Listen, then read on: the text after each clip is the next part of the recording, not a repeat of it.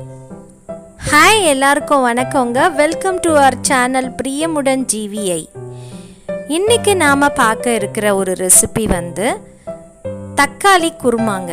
ஆமாம், இன்றைக்கி தக்காளி குருமா எப்படி செய்கிறதுன்னு பார்க்க போகிறோம். இந்த தக்காளி குருமா ஒரு டிஃப்ரெண்ட்டான மெத்தடில் செய்ய போகிறோங்க.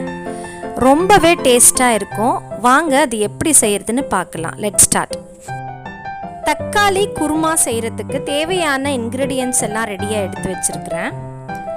2 ஸ்பூன் தனியா எடுத்து வச்சுருக்கேன், ஒரு வெங்காயம், 4 தக்காளி, கொஞ்சம் பூண்டு, கொஞ்சம் இஞ்சி, கொஞ்சம் பட்டை கிராம்பு, உப்பு, மஞ்சத்தூள், மிளகாத்தூள். இது எல்லாம் தாங்க இன்க்ரீடியன்ட்ஸ். இது எல்லாம் சேர்த்து செய்ய ஆரம்பிக்கலாம்.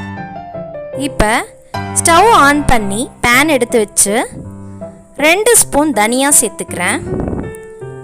எண்ணெய் எதுவும் சேர்க்காம இந்த தனியாவை நல்லா ஃப்ரை பண்ணிக்கிறேன். பாருங்க, அந்த தனியாவோட ஃப்ளேவர் நல்ல வாசனை வரும். கொஞ்சம் கோல்டன் ப்ரௌனில் மாறுற வரைக்கும் நல்லா ஃப்ரை பண்ணிக்கிறேன். இந்த குருமாவுடைய ஸ்பெஷலே நாம் சேர்க்குற இந்த தனியா தாங்க. தனியா ரொம்பவே உடம்புக்கு நல்லது. முடிஞ்ச வரைக்கும் இந்த மாதிரி குருமா, மட்டன் குழம்பு, சிக்கன் குழம்பெல்லாம் சேர்க்கும் போது தனியா சேர்த்துக்கிறது நல்லது. Vitamin A, vitamin C, vitamin K, calcium, iron எல்லா சத்தும் இருக்குது. நல்லா ஃப்ரை பண்ண பிறகு நல்லா அந்த தனியாவோட ஃப்ளேவர் வர ஆரம்பிச்சிருச்சு. இப்போ அதை நான் ரிமூவ் பண்ணிக்கிறேன் பேன்ல இருந்து. இப்போ நான் 2 ஸ்பூன் எண்ணெய் சேர்த்து, எண்ணெய் சூடானதும் இந்த 7 பல்லு பூண்டு சேர்த்து வதக்கிக்கிறேன்.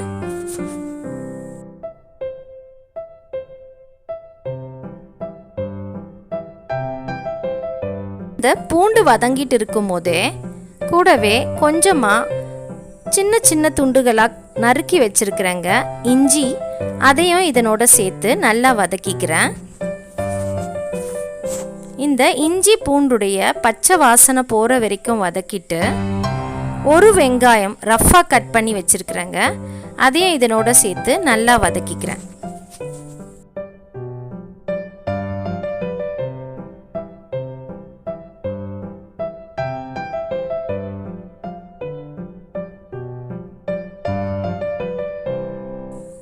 வெங்காயம் ஓரளவுக்கு வதங்கினதும் 4 தக்காளி ரஃப்பாக கட் பண்ணி எடுத்து வச்சுருக்கிறேன், அதையும் இதனோட சேர்த்து இந்த வெங்காயம், தக்காளி, இஞ்சி, பூண்டு எல்லாத்தையும் நல்லா வதக்கிக்கிறேங்க.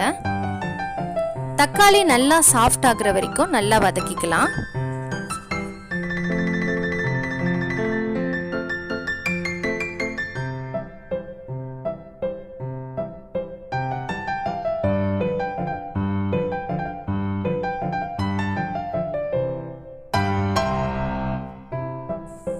இப்போ பார்த்தீங்கன்னா தக்காளி நல்லா வதங்கிருச்சு.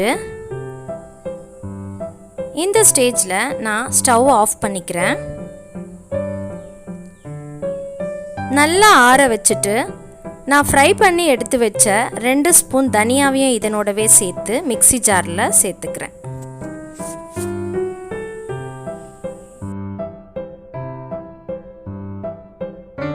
இந்த தக்காளி, வெங்காயம் எல்லாம் அரைக்கிறதுக்கு முன்னாடி 1 ஸ்பூன் பொட்டுக்கடலை சேர்த்துக்கிறேங்க.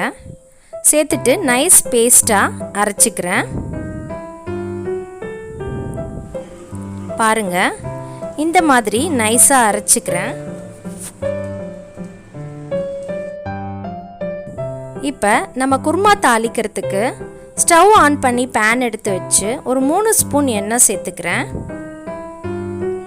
எண்ணெய் சூடானதும் 2 துண்டு பட்டை, 2 கிராம்பு சேர்த்து அது ரெண்டும் நல்லா பொரிஞ்சு வர வரைக்கும் வெயிட் பண்ணிட்டு நான் அரைச்சி வச்சிருக்கிறேன் இல்லைங்களா, அந்த பேஸ்ட்டை பேனில் சேர்த்துக்கிறேங்க.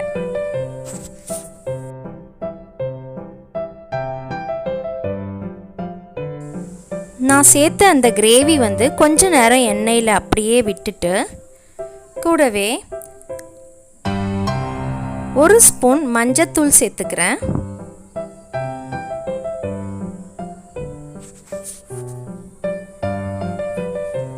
2 ஸ்பூன் வெறும் மிளகாத்தூள் சேர்த்துக்கிறேன்.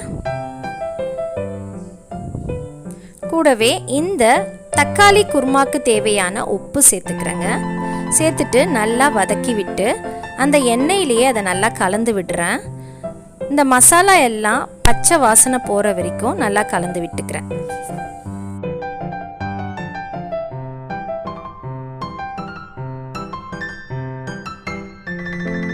நல்லா கலந்து விட்ட பிறகு அந்த மிக்ஸி ஜார்லேயே ஒரு 2 கிளாஸ் தண்ணி சேர்த்து அந்த தண்ணியை இந்த கிரேவியோட சேர்த்துக்கிறேன்.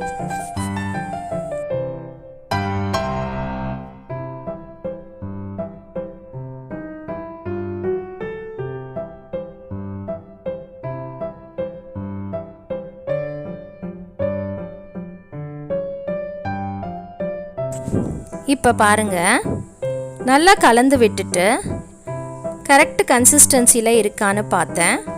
இன்னும் கூட கொஞ்சம் தண்ணி ஊற்றி கொதிக்க விடலாம். இன்னும் ஒரு 1/2 கிளாஸ் தண்ணி சேர்த்துக்கிட்டேங்க. ஏன்னா நல்ல தண்ணியாக தான் இருக்கும் இந்த குருமா. நம்ம கொஞ்சம் தண்ணி சேர்த்துட்டு கொதித்ததுக்கப்புறமா ஓரளவுக்கு நமக்கு தேவையான கன்சிஸ்டன்சிக்கு கிடைக்கும். இப்போ லிட் போட்டு மூடிட்டு 10 மினிட்ஸ் கழித்து நல்லா கொதித்ததும் ஓப்பன் பண்ணிக்கிறேன். பாருங்கள், நல்லா கொதிச்சிட்ருக்கு.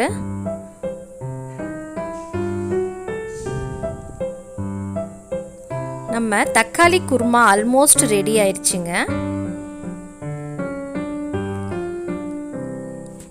கொஞ்சம் கொத்தமல்லி இலை சேர்த்துக்கிறேன்.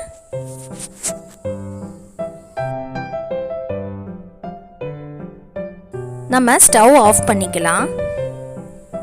நம்ம டேஸ்டியான தக்காளி குருமா ரெடி ஆயிடுச்சு பாருங்க. செம்ம கலர்ஃபுல்லாக இருக்குது.